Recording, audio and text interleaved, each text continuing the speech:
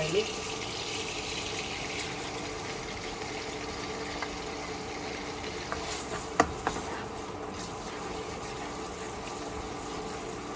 Tapos ilagay na yung shrimp. Haluin lang. Para mapantay yung luto. So, hindi overcook yung shrimp kasi titigas yan. Hindi masarap. Makunat, maganit. So, mabilis lang ang luto niyan. So, kahit half cook pa or hindi pa masyadong or hindi pa fully cook yung ating shrimp, pwede na nating ilagay yung ating last ingredients, which is yung ating enoki mushroom. So, yan. Nilinis ko na siya at pinaghiwa-hiwalay.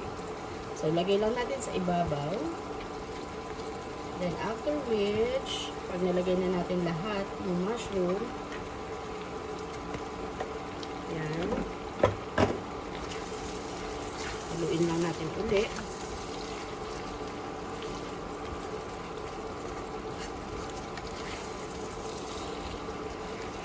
And pag nahalo na, tatakpan lang natin siya para madaling mag-cook.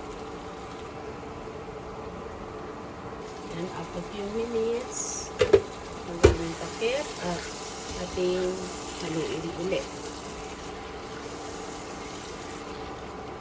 So, antayin lang natin hanggang maluto yung ating prawns o yung hipon at saka yung mushroom bago natin patayin yung apoy. Let's check. Alright, yan. Luto na yung prawns and luto na rin yung ating mushrooms. So, bago nyo hanguin, tikman nyo muna kung okay yung lasa. So, sa akin, kulang pa nung alat. Nagdagan natin ng konting asin. And konti pang pepper.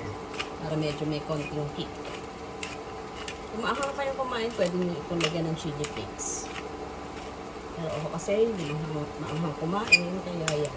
Pepper okay na sa akin. So, salt and pepper, in-adjust lang natin.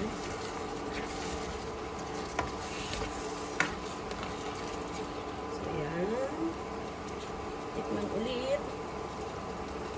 Yan, sarap na. Templado. Pwede na natin siyang i-serve. Kain na tayo. Ito na ang ating garlic shrimp with enoki mushrooms.